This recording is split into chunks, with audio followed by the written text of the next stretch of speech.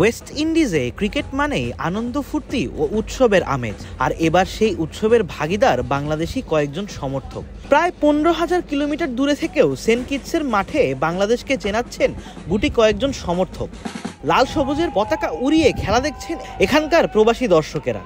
Press বক্সের ঠিক উল্টা পাশের দিকে মোট 4টি গ্যালারি, যার একটির এক অংশে খুঁজে পাওয়া গেল এক টুকরো বাংলাদেশকে। 12 থেকে 15 জন বাংলাদেশি সমর্থক হাজির হয়েছেন বাংলাদেশ ও ওয়েস্ট ইন্ডিজের মধ্যকার ম্যাচ দেখতে, বাংলাদেশকে উৎসাহ দিতে।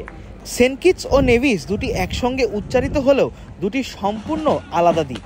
সেন্ট কিটস থেকে নেভিসে যেতে আপনাকে ব্যবহার করতে হবে নৌপথ।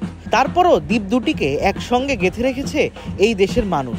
নেভিসে যেখানে মাত্র 7,000 মানুষের বসবাস, সেখানে সেন্ট কিটসে প্রায় 50,000 মানুষ বসবাস করে। বছর শেষের খুশি নগদে হবে বেশি। নগদ পেমেন্টে নির্দিষ্ট ক্যাটাগরির কেনাকাটায় 300 টাকা পর্যন্ত ক্যাশব্যাক। আর এই 50,000 মানুষের মাঝে বসবাস করেন বাংলাদেশের 3 থেকে 4টি পরিবার। সেন্ট কিটসের মাঠে লড়াই চলছে বাংলাদেশ ও ওয়েস্ট ইন্ডিজের, আর সেই ম্যাচ দেখতে বাংলাদেশকে সমর্থন দিতে সেসব প্রবাসীরা এসেছেন বাংলাদেশের পতাকা নিয়ে, জার্সি গায়ে দিয়ে।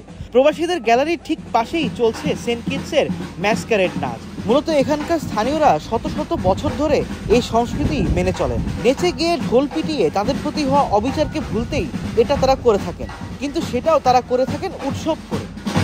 আর এমনই এক চিত্র দেখা গিয়েছে বাংলাদেশ ওয়েস্ট ইন্ডিজের মধ্যকার সিরিজের প্রথম ওয়ানডেতে। সেন্ট কিটসের মানুষের এই সংস্কৃতির মাঝে অবশ্য এক বাংলাদেশি সমর্থক উঁচিয়ে রেখেছিলেন বাংলাদেশের পতাকাটাও। তিনিও সামিল হয়েছিলেন তাদের এই আনন্দে, তাদের দুঃখ ভুলে যাওয়ার এই সংস্কৃতিতে। দেশ থেকে দূরে থেকেও বাংলাদেশ দল ও বাংলাদেশের মানুষদের কাছে পেয়ে প্রবাসীরা নিজেদের হয়তো খানিকের জন্য প্রবাসী ভাবাই ভুলে গেলেন।